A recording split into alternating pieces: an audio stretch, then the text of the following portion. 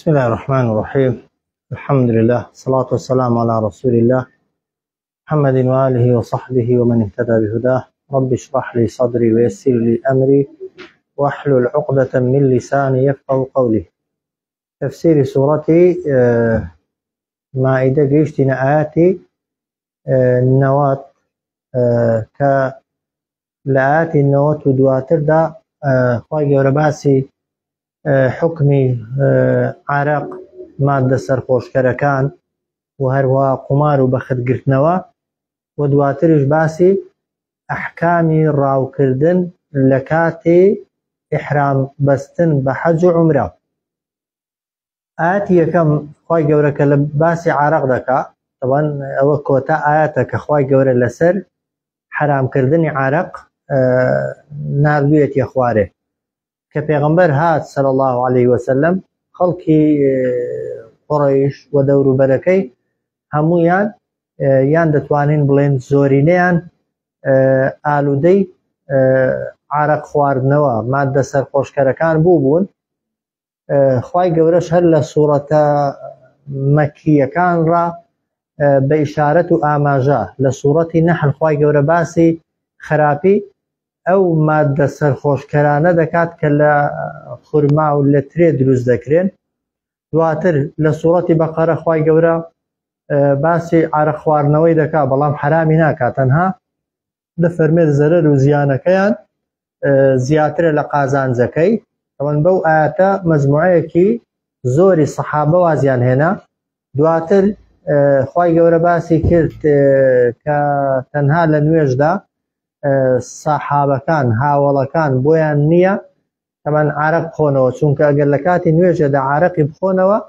لناو نويج دا كاتك قرآني دخوين الآياتي دخوين نوا لواني هلب كانوا ومعناك معناي آياتا كان قرآن كاري بسردابه كوتا آيات طبعا زاركيان خلقك للصحابة كان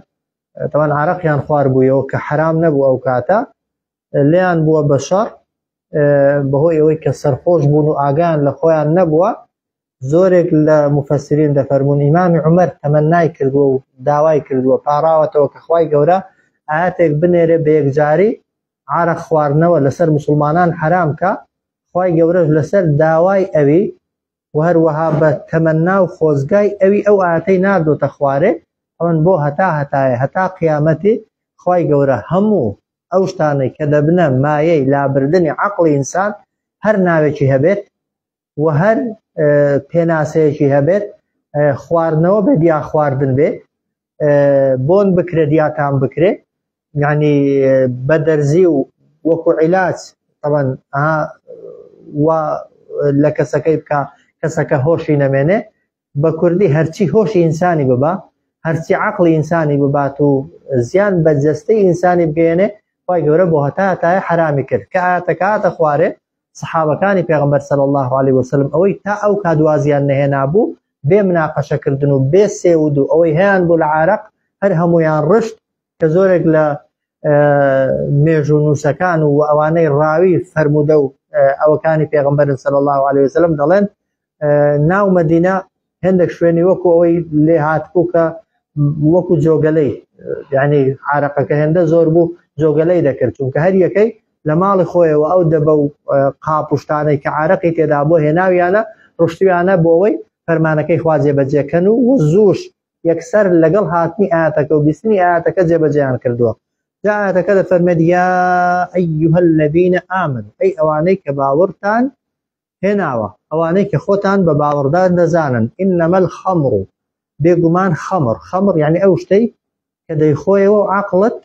دبات هوش الدبات كلا كردواري خو عند بيد وتري عرق يان مشروبات وخواردنوا كده بيت مايي سر خوش كردن وبيهوش كردن انسان هر ناوكي هبه وهر وها والميسيس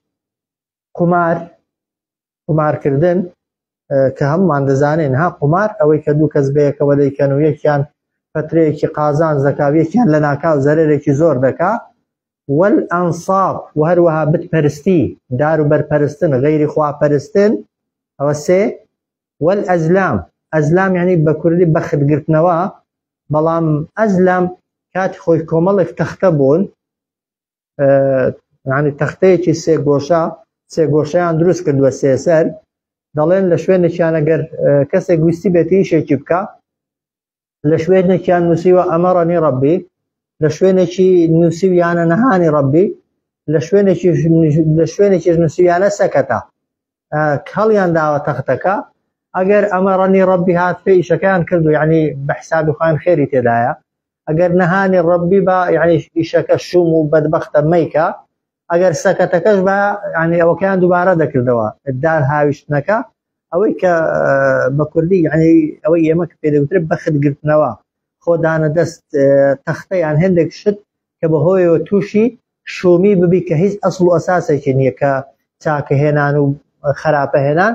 بەدەست خوای پەروەردگارە، بەوەی نییە تەختە و دیوار و ئەوانە. جا ئەو تەختە هەڵدان و دار هەڵدانەش هەمویان ریچسن، پیسن لە ڕووی مەرزنە، لە ڕووی مادیەوە پیس بن، لە ڕووی معنەویەوە پیسن، خراپن من عمل الشەیطان، لە کار و کردەوەی شەیطانن، بۆیە فەجتەنیبوه، خۆتانی لێ بە دوور بگرن،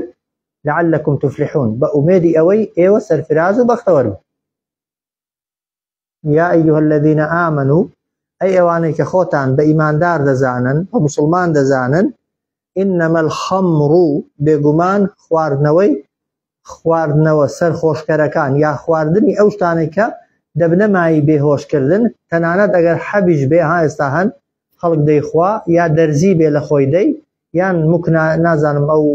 چی پێ دەڵێن مقناتیس و شت هەیە، ئەوە نا جیوە و ئەو شتانە هەنە خەڵک دەیخوا و پێی سەرخۆش دەبێ، هەرچی سەرخۆشکەر بێ الحاصل، هەرچی عەقڵی ئینسانی بەگەڵێک خەمر یعنی ئەوەی عەقڵی ئینسانی دادەپۆشێ. والمەیسر، قماریش دیارە، ئەو خەڵکانەی کە دادەنیشن قماری لەسەر پارە دەکەن و ئەوەی خۆی پێوە گرجاری وهەیە دەکاتە سەرەوەی قمار لەسەر ماڵ و منداڵ و خێزان و یەکتریش بکەن. والئەنساب، وهروەها بتپەرستی و دارپەرستی و غەیری خواپەرستی هەرچیەک بێ. والئەزلام، ئەو بەختگرتنەوە جا بە هەر وەسیلەیەکی بێ، دار هەڵدان و تەختە هەڵدان بۆی چاکە و خراپەت بۆ دیاریکە، یا ڕەشبینی و شومی، ئەوانە هەمویان ڕیجسن، کارێکی پیسن من عملی شەیطانی، لە کردەوەی شەیطانن، بۆیە فەجتەنیبوه، ئێوە ئەی ئیماندارینە خۆتانی لێ بە دوور بگرن، لعلكم تفلحون، بە ئومێدی ئەوەی سەرفراز. ئەو جار خوا دەفەرمێ ئینەما یورید الشەیطان، و بێگومان دەیەوێت شەیطان ئەی یوقع، دروست کات بەهۆی عارەق خواردن و قمارەوە، بەینەکم لە نێوان ئێوەدا، العەداوەتە دوژمنایەتی، هەروەها والبەغضاء، ڕق لە یەکتربوونەوە، فی الخەمر والمەیسر، لە کاتی خواردنەوەی مادە سەرخۆشکەرەکان و لە کاتی قمارکردندا. ئەوە دوو زەرەری دنیایی. ئەوانەی عارەقی دەخۆنەوە هەمیشە عارەق خواردنەوەکە عەقڵی ناهێڵێ، کە عەقڵی ناهێڵێ تەمان چ دەکات؟ جنێو دەدا، زمانی پیسە، زمانی شڕا، کردەوەی خراپ و نابەجێ دەکات لە بەرامبەر خەڵکیدا، وێ دەبێتە مایەی ئەوەی ڕقی لە خەڵکی بێ، خەڵکیش ڕقیان لێی بێ، و هەروەها دژمنایەتی و دژایەتی یەکتریش، یەکتریکردنیش سەر هەڵدەدا بەهۆی قمارەوە. قمار ئەوەی دەیباتەوە دڵی خۆشە و ئەوەی دۆڕاندوویەتی دڵی ناخۆشە، هەمیشە ڕقیان ئەوەی دەیباتەوە لەگەڵ ئەوەی کە دۆڕاندوویەتی، ئەوەی دەیدۆڕێنێ ڕقی لەو کەسەیەکە کە ئەوەی کردووە کە لێی بردوتەوە. ئەو جار وەیەسوودەکم، ڕێگریشتان لێ دەکات عارەق و هەروەها قمارکردن عن ذیکر الله، لە یادی خوا ڕێگریتان لێ دەکات، واتان لێ دەکات یادی خوا نەکەن، کابرا سەرخۆش بوو بە بێهۆشی خوای لەبیرە. سەرخۆشەکان تەماشاکەن، تەنها حەلەق و بەلەق و قسەی بێتام و بێمعنایان بەسەر ساری دادێ، و ئەوانەشە خەریکی قمارن، ئەمن ئەوەی لەبیریان نییە خوایە، نەعوذ بالله لەو کاتەیدا، ئەوەی خەیاڵیان لەکنە، ئەوەی خەیاڵیان لایەتی تەنها ئەوەی تاخوا دەیباتەوە یا دەیدۆڕێنێ، نەک قماریژە. ئەو شتانەی دیکە، یاریەکانی دیکە کە جاری وهەیە لەوانەیە خەڵک حکومی حەڵاڵیەتیشی بۆ داوە، دامە و دۆمینە و نازانم هێندێک شتی دیکەش هەنە کە دەچێ ناویانەوە، بزانە لەو کاتیدا لەبیرتە بڵێ سوبحان الله الحەمدولله، یان هەر خەریکی ئەوەی بڵێ بردمەوە دۆڕاندت، ئەمن لە پێشم ئەتۆ لە دوایی، یا سوێندانی لەسەر خۆی و بەرامبەرەکەت ئەزیەت دەیاوت ئەزیەتدا ئەوەی خەیاڵت لەسەریەتی تەنها شتە دنیاییەکانن سوێندی بخۆی سوێندت لەسەر بخوا بیر لەوەی بکەیەوە فێڵت کردووە یا فێڵت لێ دەکا یا چ نەخشەیەکی دانی تابی بێەوە ئەوانەی کە حەڵاڵشن خەڵکی لە دیکری و لە یادی خوای دوور دەخەنەوە ئەو جار دۆمینە شەر واد لێ دەکا بە تەکید ناڵم حرە ئێجا ئەویش ناڵم ئەوانە ئەگەر حەڵاڵش بن بەڵام وا لە ئینسانی دەکەن کەم یادی خوای بکە یا خوای لەبیر نەبێ وعنی سەڵا بێ ئاگای دەکەن لە نوێژش لە نوێژی کابرا لە ناوقەتی ئەوەی دابێ بانگیدا دان کەسێ لە تەنیش مزگەوتێ ئەهلی مزگەوت و جەماعەتشە بەڵام ئەو کاتەی کە لە ناوەڕاستی بنمونە دامە و دۆمینەکەیدایە تا تەواوینەکە جوابی بانگەکەی ناداتەوە ئەگەر بشیکە نوێژەکەی لە کاتی خۆی داناکە ئەوە حەڵاڵەکان ئەدی قومار کە هەر بۆ خۆی حرامە ئەویش هەر حرامە لە هەسەر هەرچێکی بێ هەر حرامە ئەوەی بۆ خۆشی بێ ئەویش ڕاستی ئەگەر ببێتە مایەوەی یادی خوای نەکەی و نوێژی تاخیرکەی و سوێندی لەسەر خۆی و دڵی خۆت و خەڵکی لەسەر بشکێنی ئەوەش هەر حرامە شتێکی لای کەمی شتێکی بێکەڵکە شتێکی لەهوە لەعبە لەغوە ئینسان لای کەمی مەجلیسەکەی مەجلیسی ذیکر نییە مەجلیسی باش نییە مەجلیسی چاک نییە بۆیە ئەوانە ڕێگریت لێ دەکەن لێرە باسی شتە حرامە زەقەکان دەکا عارە خواردنەوە قومارکردن واد لێ دەکەن ڕێگریت لێ دەکەن لەوەی کە ناوی خوا بێنی وعنی سەڵا هەروە ڕێگریت لێ دەکەن کەوەی نوێژش لە کاتی خۆیدا بکەن بۆیە خوا دەفەرمێت فهل ئەنتم منتەهون ئێوە ئێستاش واز ناهێنن ئێستاش بەتەمانین واز بێنن لە کاتێکدا کە خوای گەورە بەو شێوازە قێزەونی دەکات و ناشرینی دەکا لەکنتان کە عولەما دەفەرمون شێوەکەی پرسیارە بەڵام مەبەستی ئەمرە فهل ئەنتم منتەهون یعنی واز بێنن بەسە هیچی دیکە خۆتان سەرقاڵی قومارکردن مەکەن و هەروەها مشک و عەقڵی خۆشتان بە عارە خواردنەوەی لەسەر خۆی لامەبن دوو زەرەری دنیایی کە بەهۆی عارەق و قومارەوە دێنە پێشێ یەکیان ڕق دژمنایەتی و ئەوەی دیکەیان ڕق لە یەکتر بوونەوەیە و هەروە دوو زەرەری قیامەتی ژوان لێ دەکەن یادی خوا و ناوی خوا نەهێنی و هەروە نوێژەکەی لە کاتی خۆت دانەکەی کە ئەو دوشتانە ئەگەر لەگەڵ خەڵکی دژمنایەتیت هەبوو یان هەمیشە ڕق لە دڵ بووی ئەسڵەن تام لە ژیانی دنیاە ناکەی ئەی بۆ قیامەتێ ئەگەر یادی خوارد نەکردبێ و نوێژت نەکردبێ یان نوێژت تاخیر کردبێ بێگومان لەوێش دەبێتە مای بەدبەختیت بۆیە ئەوانە بۆ دنیا و بۆ قیامەتی ئینسانی خراپن إنما يريد الشيطان بێگومان شەیطان دەیهەوێ ئەی یوقع دروستکە بیخاتە بینەکم نێوانتان العداوەتە دژمنایەتی والبغضاء ڕق لە یەکتر بوونەوە في الخمر بەهۆی لە کاتی خواردنەوەی عارەق و مادە سەرخۆشکەرەکان والمەیسر وهروەها بەهۆی قومارکردنەوە ويصدكم وهروها ئەوانە ڕێگریشتان لێ دەکەن دوورتان دەخەنەوە عن ذکر الله لە یادی خوا وعن الصلاة وهروها ڕێگریشتان لێ دەکەن دوورشتان دەخەنەوە لە نوێژ فهل ئەنتم منتەهون خوا دەفەرمێ ئێوە ئێستاش بەتەمانین واز بێنن یعنی واز بێنن هیچی دیکە ئەوەکەوە دەفەرمێت ئینتەهەینا یا ڕەب وازمان هێنا وملکەسی فەرمانەکەتین ئەی خوای پەروەردگار ئەو جار خوا دەفەرمێ وأطیعوا الله وأطیعوا الرسول گوێڕایاڵی خوا بکەن و هەروەها گوێڕایاڵی ئەو پێغەمبەرە بکەن صلی الله عليه وسلم وأطيعوا الله وأطيعوا الرسول گوێڕایاڵی خوا و گوێڕایاڵی ئەو پێغەمبەرە بکەن صلی الله عليه وسلم واحذروا خۆپارێزیش بکەن لەوەی کە سەرپێچی فەرمانی خوا و پێغەمبەر نەکەن یعنی وریابن سەرپێچی فەرمانی خوا و پێغەمبەریش نەکەن فإن توليتم ئەگەر پشتان هەڵکرد بە قسەی خواتان نەکرد بە قسەی پێغەمبەرتان نەکرد صلی الله عليه وسلم تاوانەکە لە ئەستۆی کێیە فاعلموا بزانن أنما على رسولنا بێگومان ئەوەی لەسەر پێغەمبەری ئێمەیە صلی الله عليه وسلم تەنها البلاغ المبین ڕاگەیاندنی ئاینە و فەرمانەکانە بە شێوەیەکی ڕوون و ئاشکرا پێغەمبەران سەلامی خۆیان لەسەر بێت تەنها لەسەریانە حەڵاڵ و حرام چاک و خراپ بگەێنن بە ئومەتەکەی ئەگەر جێبەجێت کرد پاداشتەکەی بۆ خۆتە و ئەگەر سەرپێچیت کرد سزاکەی لەسەر خۆتە هەر کامێکیش لە ئێمە کە ئاەتێک دەزانی حکمێکی شەرعی دەزانی لەسەر نەگەیاندن تاوانباری بەڵام لەسەر ئەوەی کە ئایا ئەوەی پێدگەیاندووە بە قسێت دەکا یا بە قسێت ناکا بە قسەی کرد بەڵێ چاکە بۆ خۆشی بۆ تۆش ئەجرەکەی بۆ خۆشیەتی بۆ تۆشە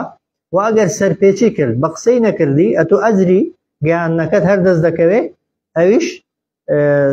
تاوانبارە و سزاکەی لەسەر خۆیەتی و لە قیامەتش هیچ عذرێکی نابێ وأطيعوا الله جوێڕایاڵی خوا بکەن وأطيعوا الرسول وجوێڕایاڵی ئەو پێغەمبەرە بکەن صلى الله عليه وسلم واحذروا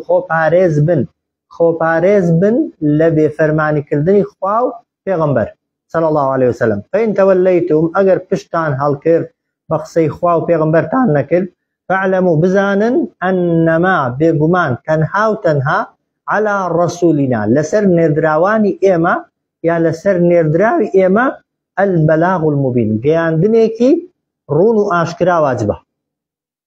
ئەوجار خوا دەفەرمێ ليس على الذين آمنوا وعملوا الصالحات نییە لەسەر ئەوانەی کە ئیماندارن وعملوا الصالحات وكاري چاکە دەکەن جناح هیچ گوناهێک فيما طعموا لەوەی کە پێشتر خواردویانە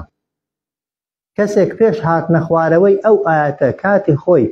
عرەقی خوار بێتەوە یان هەر شتێکی حرامی خوارد بێت گوناهبار نابێ و گوناهی لەسەر نییە ئێستا شەروایە ئەگەر کەسێک مسلمان نەبێ بە نمونە عرەقی خوار بێتەوە یان کەسێک نەیزانی بێ عرەق حرامە خوارد بێتەوە یا زانی ویشەتی عرەق حرامە بەڵام ئەو ڕۆژەی کە قەرار دەدا بڕیار دەدا تەوبەی بکات و پەشیمان ببێتەوە خوای گەورە لە ڕابردووەکەی خۆش دەبێت بۆ ڕابردووەکەی بۆ دەسرێتەوە بەڵام ئەگەر کەسێک نەیزانی بێت یا مسلمان نەبوو بێ پێش مسلمان بوون یان پێش ئەوەی کەسەکە کە بزانێ ئەسڵەن گوناهەکەی هەر لەسەر نەنووسراوە بەڵام کەسێکی مسلمانی عرەقخۆر ئێستا بەڵێ گوناهبارە بەڵام ئەگەر وازی هێنا و تەوبەی نسوحی یەکجاری کرد بە تەوبە و پەشیمان بوونەوە یەکجاریەکەی خوای گەورە بە نەسی ئاەت گوناهەکانی و خواردنەوەکەی پێشووتری لەسەر لادەبات و لەسەری ڕۆژ دەکاتەوە ليس على الذين آمنوا نییە لەسەر ئەو کەسانێک کە ئیماندارن و کاری چاکەیان کردووە جناح هیچ گوناهێک فيما طعموا لەوەی کە پێشتر خواردویانە جا عرەق بێ خوار بێتیانەوە گوناهیان ناگاتێ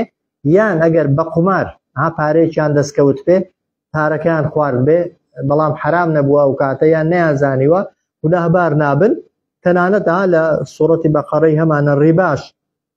ئەگەر کەسێک خوارد بێتی لەگەڵەوەی کە تاوانی گەورەیە بەڵام نەیزانیوە ئەو کاتێک کەسەکە تەوبەی دەکات و پەشیمان دەبێتەوە یا دەزانێ خوای گەورە لە ڕابردووەکەی یا هەر لەسەر نەنووسیوە یان ئەوەتە لێی خۆش دەبێ بەڵام بەمەرج ئیدا مەتەقەو ئیدا کاتێک مەتەقەو ئەو کەسە خۆپارێزی بکە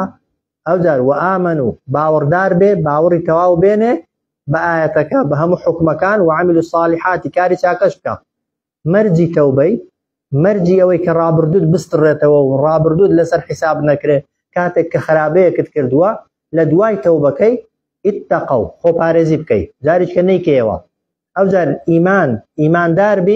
ئیماندار بی بە هەموو حکم و حەڵاڵ و حرامەکان و هەروەها کار و چاکەش بکەی بە پێی توانە بۆی بە تۆی چاکەکانت خراپەکانت بستڕیەوە پاشان دەفەرمێت ثم پاشان ئیتەقەو کەسەکە هەر خۆپارێز بێ و ئامنوا و هەروەها هەر باوەڕدار بێ ئەوجار چیکەش ثم اتقوا جارێکی عفو چەند جار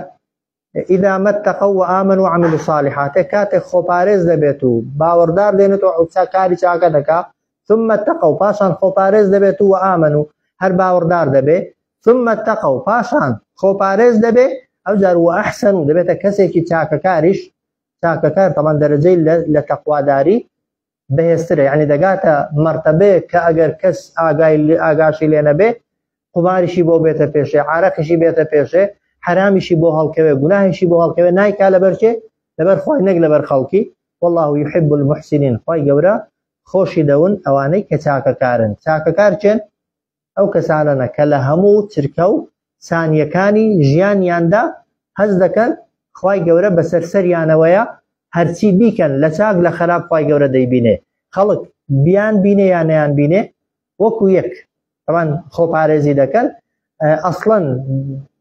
خەڵک دیار بوون و دیار نەبوون هیچ کاریگەریەکی بەسەریانەوە نیە ئەوانە محسینن ئینسان کە بوو بە محسین خۆی گەورە محسینەکانی خۆش دەوێت جا ئەو ئاەتە هەندێک لە عولەما دەفەرمون تەنها تەئکیدە تەئکیدکردنەوە ها سێ جار خوا دەفەرمێ ئیدا مەتەقەو ئیدا مەتەقەو إذا ما اتقوا يعني بردوام أو كسي كبيشتر حرامي كردوا وجناهي كردوا كتوبة دكا دبي بردوام خو بارز به بردوام هتا دمري خو بارز به عندكش لمفسرين دفرمون تقوى يكم يعني خو بارز به للشرك تقوى دوهم أو خو بارز به لجناهي جورا تقوى سهم أو خو بارز به لوش تانشي كشبهاتها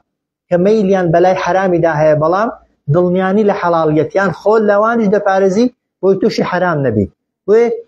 ئەوە بۆ هەر کەسێکیە کە گوناهێکی کردووە دواتر پەشیمان دەبێتەوە یا دەیزانێ خۆی گەورە ئەو یاسای لەگەڵ بەکاردێنێ لەیس عەلە الەذینە ئامنوا نییە لەسەر ئەو کەسانەی کە باوەڕدارن وعملوا الصالحات وەکاری چاکە دەکەن جوناح هیچ گوناهێک فيما طعموا لەوەی کە پێشتر خواردوو یانە لە عرق یان لە ماڵی بە قومار دەستکەوتوو یان هەر حرامێکی دیکە ها ئیدا کاتێک مەتەقەو ئەو کەسە خۆپارێزی دەکا و ئامن و باوەڕ دێنێ وعملوا الصالحات وەکاری چاکەش دەکا ثم پاشان اتقوا هەر خۆپارێز دەبێ وآمن و هەر باوەڕدار دەبێ ثم اتقوا پاشان هەر خۆپارێز دەبێ و ئەحسەنوا دەبێتە هەتا دەبێتە چی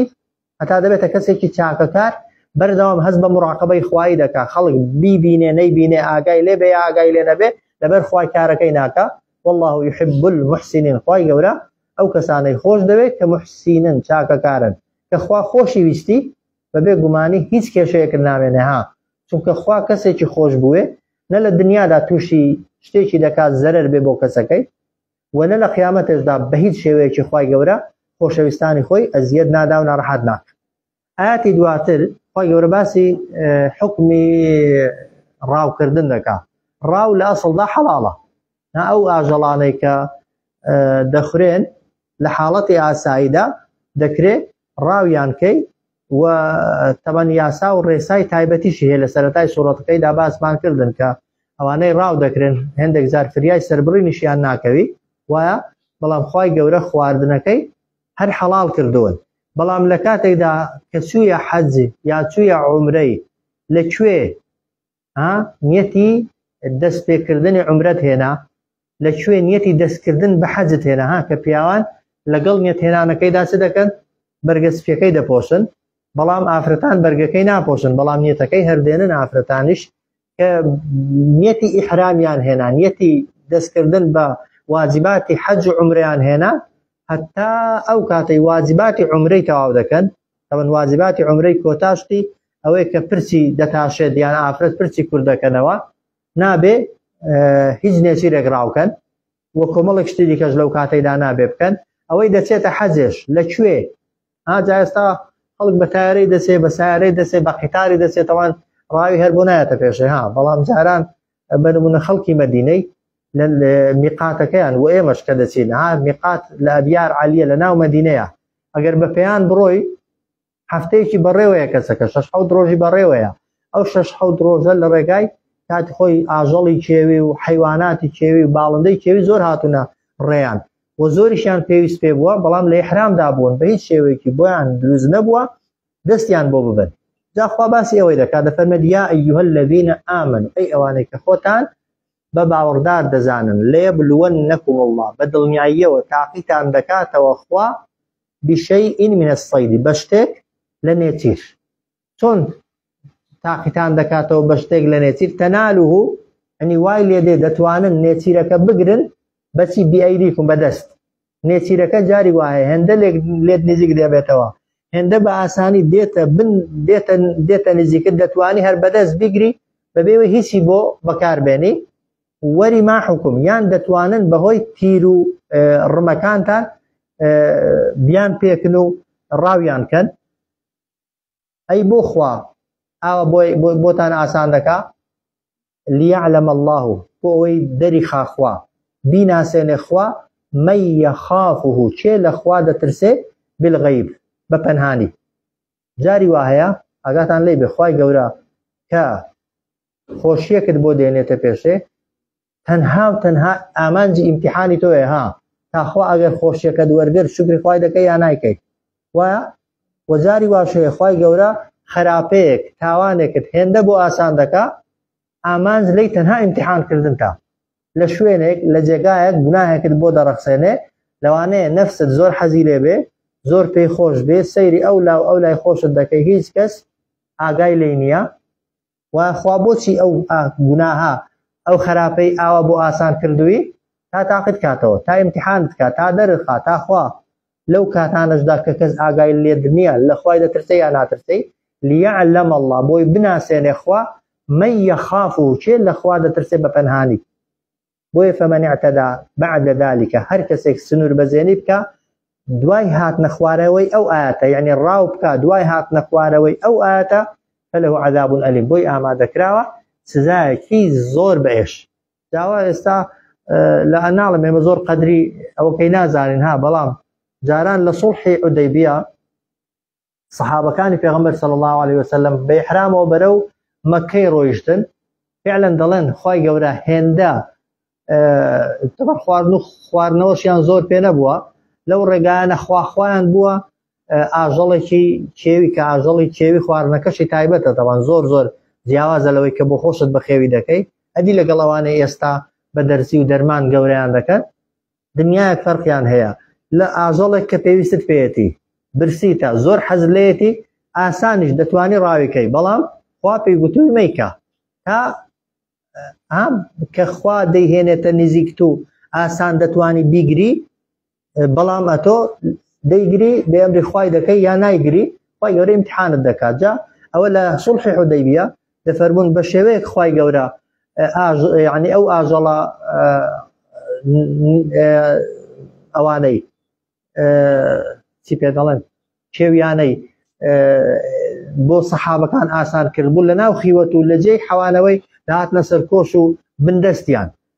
بۆشیان نەبوو بیگرن خوای گەورە ئیمتحانی پێکردن و دەری خستکێ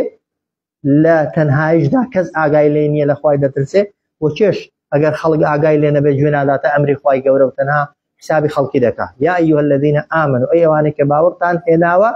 لێبلوەنەکم بە دڵنیاییەوە تاقیتان دەکاتەوە خوا بشەیء من الصید بە شتێک لە نێچیر کە تەنالوه ئەیدیکم کە ئێوە دەتوانن بیانگرن پێیان بگەن بەدەست یان وەریماحکم بەهۆی تیر و کەوانەکانتانەوە بۆچی خوا ئاوا بۆتان ئاسان دەکا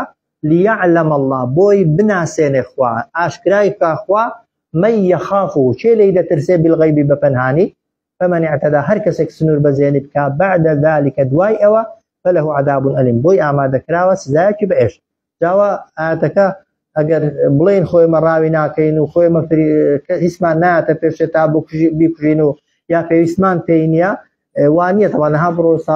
ناو حرەمی مەکە و ئەو دەوروبەرەی چەندی کۆتر لێ نەجارێ ئەوەی کە لە خوای نەترسێت و حسابی حەڵاڵ و حرامینەکە هەمووی خەپە و قەڵەون هەر بۆی باشن تەوان لەگەر شوێنەکە دەوێت سەریان ببڕی و گۆشتیان بخۆی زۆر خەڵکیش لەوانەیە حەزی لێ بێ بەڵام تەمان ئەوەکە حرامەتیەکە ناهێڵێ بەڵام مەبەستم تەنها مەبەستی ڕاو نییە ئاەتەکە ئەگەر دیقەتی دەینێ هەرچی خوا دەیهێنێتە پێشت لەو ژیانی دنیادا بۆ تاقیکردنەوە و ئیمتحانی ئیمانی تۆیە وەکو وتم جاری وایە خوای گەورە خۆشیەکت بۆ دێنێتە پێشێ خۆشیەکە لەوانەیە لە تەوەقوع و چاوەڕوانی تۆدا نەبێ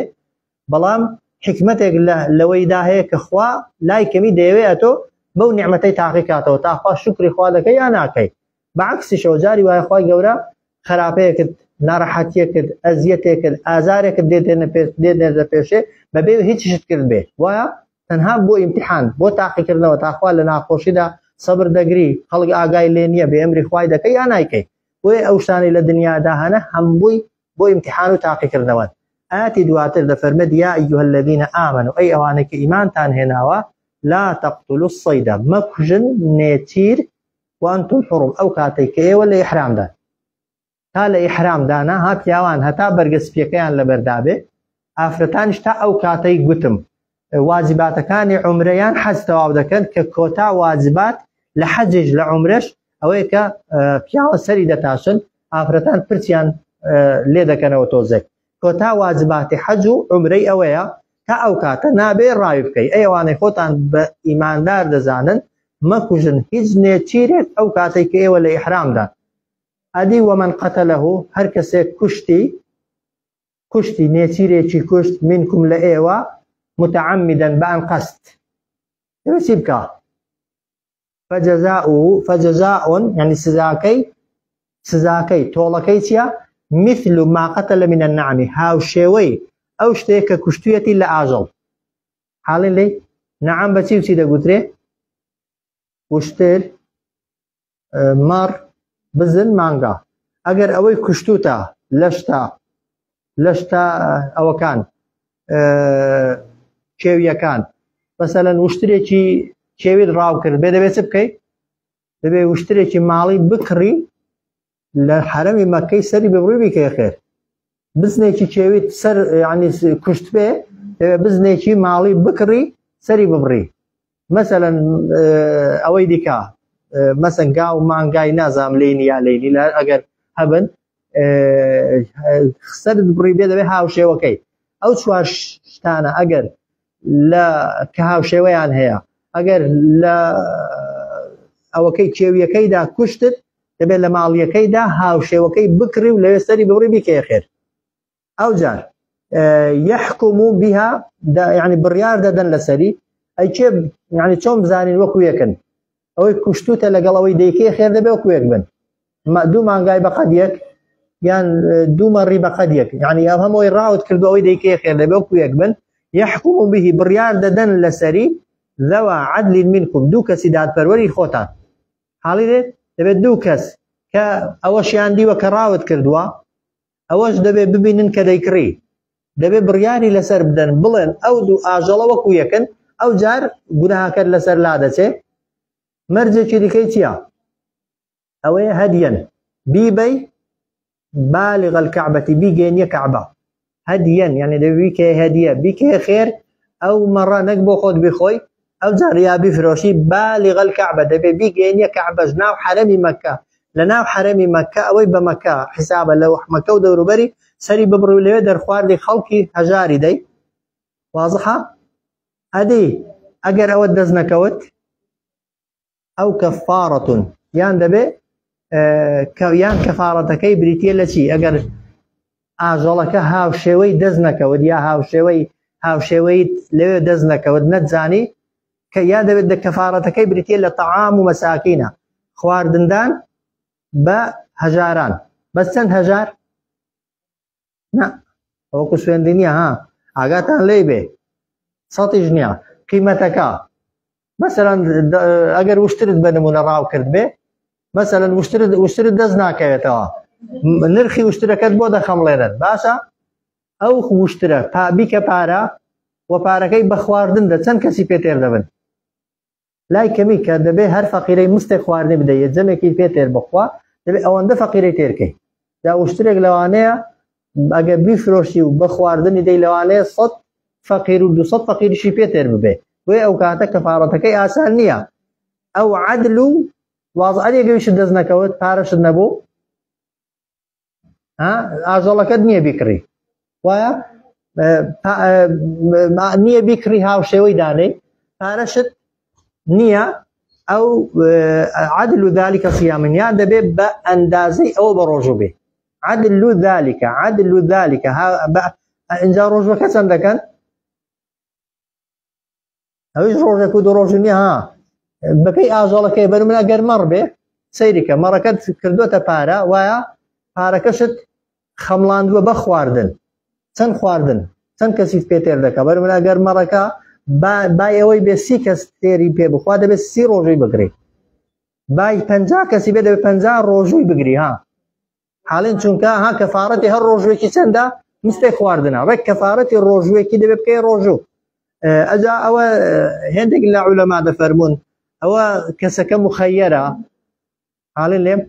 هندق لزانان دلين كسك سر پشكا اگر اجلكي لو اجلان راو كرت يان هاو شوكي ديني سري دبري لو دي كاتا خير يان باركي نرخكي بخواردن داو ديدا بفقيران يان اوتا بقدر باركي بقدر خواردنكي روجوان دغري هند جيد فرمون نار رزبنديه يكم جار اگر هاو شوي هبو هاو شوا نبو خواردن تير كردن او زارغه باري نبو او زار روجو بوشي خواي غبر اوي داناوا ليذوق بوي بتسجه كسكا وبال امره سزاي او شيء كردويتي بوي تنبه بزار شي ديكا وكاري نكاتوا بەڵام خوا دەفەرمێ عەفە الله عەمما سەلەف چاوپۆشی کرد خوا لەوەی کە ڕابرد ئەو جاوە ئەو کەلیمەیە بەتەنێ ئەو ڕستەیە بەتەنێ ها بۆتە قاعیدەیەکی گشتی ها عەفە الله عەمما سەلەف فعلا قاعیدەیەکی ئەگەر تەوبەت کرد ها ئەگەر پەشیمان بوویەوە ئەگەر گەڕایەوە لای خوای وازر لە خراپەی هێنا عەفە الله عەمما سەلەف خوای گەورە لە ڕابردووی ئینسانی چاوپۆشی دەکات جاوە لێرە مەبەستیەوە ئەگەر پێشتر پێش ئاەتەکە کەسێک ڕاوی کردبێت لە کاتی حرامدا و گۆشتەکەی خواردبێ و کەفارەتەکەی نەدابێ پێویست ناکا بیدا عەفە الله عەمما سەلەف خوای گەورە چاوپۆشی کرد لەوەی کە ڕابرد ئەدی وەمەن عادا کەسێک دووبارەی کاتەوە ڕاوێ دووبارە کاتەوە یا وەکو گوتم گوناهێک تەوبەت لێ کردووە خوا لە ڕابردووت خۆش بووە بەڵام دەچی هەمان گوناه دووبارە دەکەیەوە ئەوە فینتەقم الله منه تۆڵە دەستێنێتەوە خوا لەو کەسە ئەوجا دەفەرمێ والله عەزیز خوای گەورە باڵا دەستە چی بیەوێ دەتوانێت بیکە ذو انتقام خاوەنی تۆڵەش سەیریکەنەوە یا ئەیها الذین آمنوا ئەی ئەوانەی کە باوەڕدارن لا تقتلوا الصيد مەکوژن نێچیری کێوی وانتم حرم ئەو کاتێک کە ئێوە لە ئیحرامدان ومن قتله هەر کەسێک نێچیرێک بکوژێت منکم لە ئێوە متعمدا بە ئەن قەست فجزاء سزاکەی تۆڵەکەی مثل ما قتل هاوشێوەی ئەوەیە کە کوشتویەتی من النعم لە ئاژەڵەکان واضحە يحكم به بڕیار دەدەن لەسەر ئەو ئاژەڵەی کە دەیکڕیەوە کە دەیکێ خێر لە زیاتی ئەوەی کە ڕاوت کردووە ذەوا عەدل منکم دوو کەسی دادپەروەر لە خۆتان ئەو جار چی لێ دەکەی